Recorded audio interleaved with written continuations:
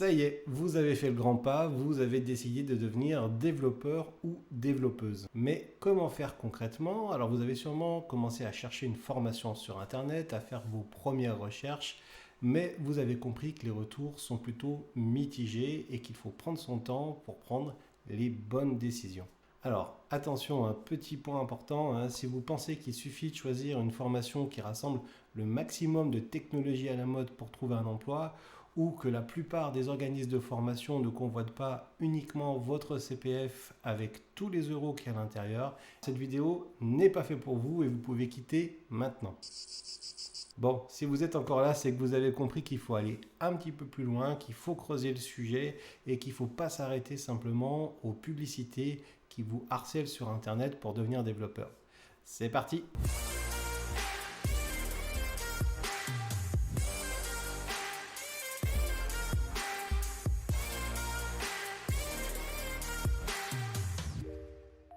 Grâce à la communauté de Coder pour changer de vie, j'ai énormément de retours de personnes qui sont déjà dans des formations de différents types, que ce soit des bootcamps ou des formations plus conventionnelles. Et il est important de dire la vérité pour que vous ne vous retrouviez pas seul au bout du chemin avec un petit goût amer, comme ça a été le cas pour Sébastien, dont je vous parlerai un petit peu plus tard.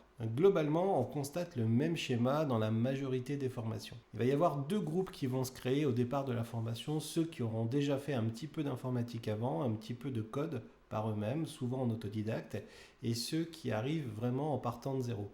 Souvent, l'organisme qui va financer la formation, ça va être Pôle emploi, et il n'est pas rare de voir que les gens ont cassé la tirelire du CPF pour pouvoir se payer leur propre formation. Et très vite, le deuxième groupe va prendre du retard par rapport au premier groupe et l'organisme de formation va mettre les bouchées doubles pour aller le plus vite possible et tirer les apprenants vers l'avant. Mais là, l'important de comprendre, c'est pourquoi aller vite. Est-ce qu'on peut devenir développeur en 3 mois? Pas forcément évident. Quand on sait qu'un organisme de formation, pour pouvoir toucher 100% des subventions, doit assurer l'avancement de l'élève à 80% de sa formation. C'est-à-dire que quand l'élève a avancé dans sa formation à 80%, l'organisme de formation touche 100% des subventions. Et ça, c'est quelque chose qui peut motiver l'organisme au détriment des apprenants qui apprennent les technologies sans forcément pouvoir les maîtriser et sans forcément maîtriser, bien sûr, les fondamentaux. Et au final, on constate, dans la majorité des cas, c'est que les premiers du premier groupe vont trouver du travail en tant que développeurs et il va y avoir une majorité de déchets à court et moyen terme et ça va laisser un goût assez amer. Et c'est d'ailleurs l'histoire de Sébastien qui m'avait contacté par email un peu désespéré, c'était un petit peu l'appel de la dernière chance parce qu'il avait rejoint un organisme de formation rapide de type bootcamp et malheureusement il faisait partie de ce deuxième groupe, il est parti avec beaucoup d'espoir au début et puis le deuxième groupe a vraiment pris du retard et n'a pas réussi même à obtenir la certification RNCP qu'il recherchait. Alors ils étaient 5 de ce qu'il m'a dit et il y en a 4 qui ont pu retourner directement dans leur ancien job, c'est-à-dire ne pas devenir développeur. Et lui était chez Pôle emploi et il lui restait 10 mois de chômage devant lui.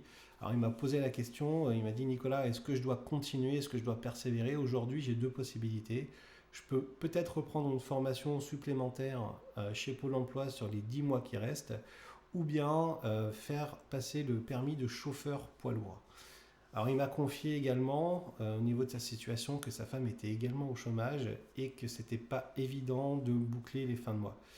Alors la petite chose qu'on ne sait pas non plus, que j'ai appris par la suite, c'est qu'en fait l'organisme de formation, une fois que la certification a été ratée, il n'y a pas eu d'appel. Ni au revoir, ni merci, ni rien du tout.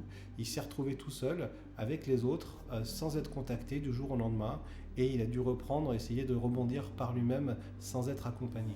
Ça, c'est quelque chose d'assez difficile et c'est quelque chose que j'ai senti qu'il avait commencé à le dégoûter un petit peu de tout ça. Et le conseiller de repartir dans une formation de développeur tout de suite, c'était pas forcément une bonne idée. Alors moi, je vais conseiller de passer son permis de chauffeur poids lourd parce qu'il y a aussi du travail là-dedans et de ne pas lâcher le développement, de continuer en parallèle, de construire son portefeuille projet. Et j'ai eu des nouvelles il n'y a pas très longtemps, donc je suis super content pour lui parce que oui, il a commencé sa formation de conducteur poids lourd et en parallèle, il lui a été demandé de concevoir un site web et il était vraiment content de ça.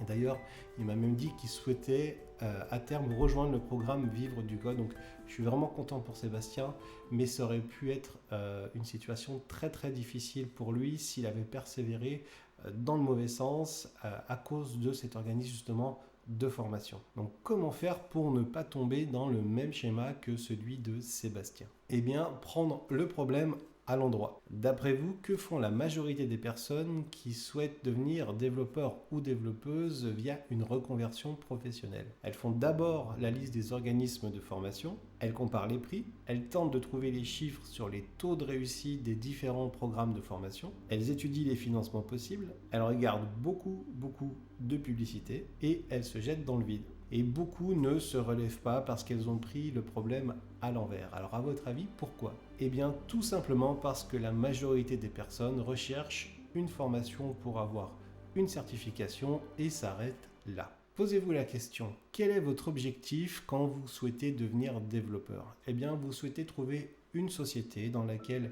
vous allez vous épanouir en tant que développeur ou développeuse sur des projets intéressants qui vous motivent et à un salaire qui vous convient. Et votre objectif est bien là. La formation n'est qu'un moyen. Et pourtant, pour beaucoup, elle devient l'objectif, pensant que le marché est porteur. Et oui, il y a une demande de développeurs, mais pour les développeurs qui ont les bonnes compétences avant tout. Alors, comment faire pour sauter de l'autre côté sans risque? Eh bien, tout simplement en regardant devant soi, en regardant votre objectif. Ne vous jetez pas d'abord sur les formations, mais sur les postes de développeurs qui vous intéressent. Je vais vous décrire une méthode pour prendre le problème à l'endroit. Imaginez maintenant que vous êtes dans le futur, que vous avez fini une formation, que vous avez toutes les compétences et que vous êtes un développeur ou une développeuse bien dans ses baskets.